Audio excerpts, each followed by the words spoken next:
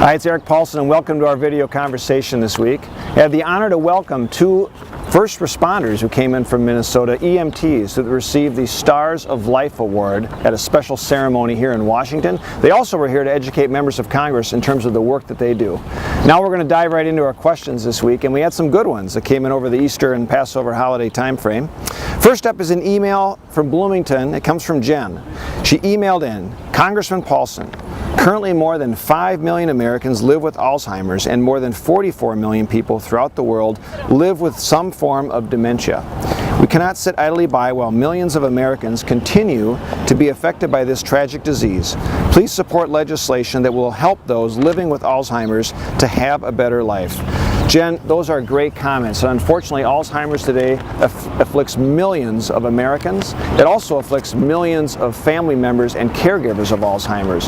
One of the things that I'm co-sponsoring, pieces of legislation actually I'm co-sponsoring, is the Hope for Alzheimer's Act. It will help draw more attention in Congress, not only to looking for cures down the road, but making sure that Medicare will be paying for a care session with caregivers and family members. Because it's tragic enough when someone gets this terrible news that someone in the family might have Alzheimer's, but we want to make sure that they know what their options are, what the best treatment opportunities are, and having that care session is an important way to prepare and plan for that.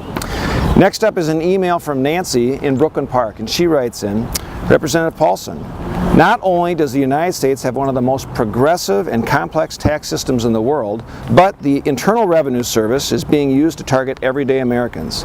Enough is enough. I urge you to do everything in your power to reform the IRS and implement a simpler, fair, and more efficient tax code.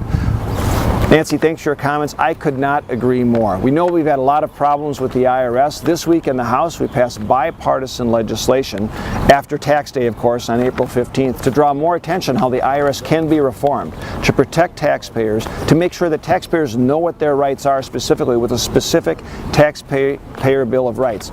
We also have several pieces of legislation incorporated in this that will make sure that personal emails cannot include any private personal information that's done on government official business, for instance. We've seen issues with Lois Lerner and others that were targeting individuals based on their personal beliefs.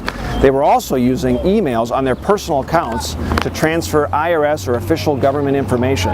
Privacy concerns are a part of that equation. That needs to be addressed. That needs to be fixed. That's the legislation that we passed this week. I want to thank you for sharing your thoughts, your comments, your questions. Don't hesitate to reach out anytime with me at Facebook or Twitter, or of course on the website at paulsen.house.gov. And if you're coming to Washington, make sure you're available to visit my office for a Capitol tour or get a beautiful view of the Capitol as the cherry blossoms are just finishing up their bloom. Have a great weekend.